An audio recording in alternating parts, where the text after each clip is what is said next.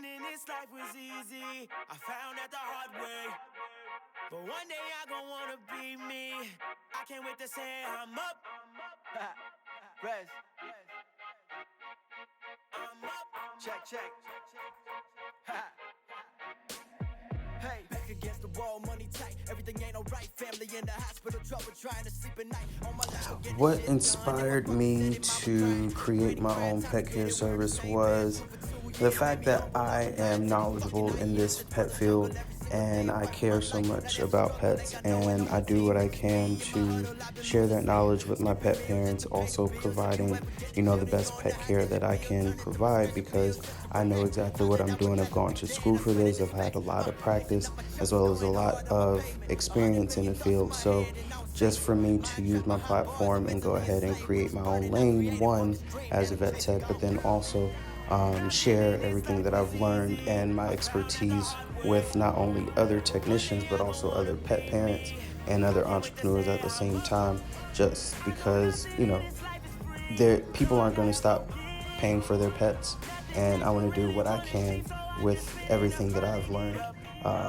and go from there. And that's what motivated me to create my own pet care service, because I know that I can make it happen, and just putting a smile on somebody's face makes me feel really, really good at the end of the day. My favorite childhood would probably be when my mom allowed us to pretty much bring all the animals home. I had dogs and turtles and birds, fish, rabbits, cats, and my mom would allow me to bring these home, the animals home, care for them, and learn about them and things of that nature. But each of those memories I hold fond because it's the type of interaction that made me into the man that I am today. One thing that I can't live without, well, I got two. One thing would be my dog, Phoenix. That's my 7-year-old pit bull. I love her dearly. Each and every day she's been through me through thick and thin, so that's my dog, literally. But secondly, my phone. That's how I make my money.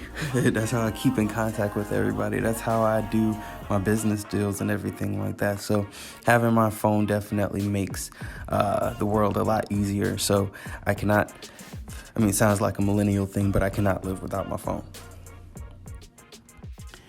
I am from Brooklyn, New York, but I was raised in Queens, Far Rockaway specifically. But back and forth from Far Rockaway to Brooklyn. And then I moved to Atlanta, Georgia in 9th grade, specifically Riverdale, Jonesboro area, Clayco, Mundiesville High School. My advice for any entrepreneur would be just keep your eyes on your goals and don't take no for an answer, and just keep going for it. Like, things are going to get rough. You're going to have your good times, your bad times. You're going to have the times where you're thinking to yourself, what am I doing? Why am I doing this? But you know what? Look through all of that, fight through all of that negativity, and just keep pushing. Like, your goals and your dreams are something that means so much to you. So don't give up on yourself. Don't give up on, the things that you set and set for yourself, And, it's going to happen. The feeling that you're feeling is only temporary, and you just got to keep pushing, and you just got to remain calm and just think through it. And whatever you can handle, you handle it. And the things that are outside of your control, you just do what you can, while you can, whenever you can, and just make what you can happen. And you got it. My birth sign is a Capricorn. We are extremely headstrong and can be a bit emotional at times, but hey, you put a goal in front of us and we will achieve it by any means necessary. And I'd say that I'm everything that they say about Capricorn.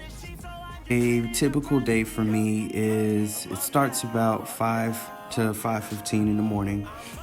Roll out of bed, put on a cup of coffee, and then put on a personal development type of video on YouTube, just to play in the background.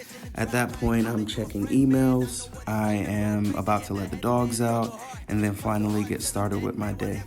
Go to work, and I'm there from about 8 to 6 or so, but throughout the day, checking text messages, emails, things of that nature. And then once I get home, back to it, letting the dogs out, whether or not, if I have a groom that day, I'm grooming after work, or if I'm going to, check on a dog or a cat or anything, I'm going to do that after work or before work. But a typical day usually starts and ends that way, and then, the day doesn't really end until about, 11, 12 o'clock, because I still have to catch up on everything else from the day before and just double check everything and just make sure all the numbers and communications are correct. So it's a long day, but I enjoy it. What does valiance mean to me? To me, it means that you're not taking no for an answer.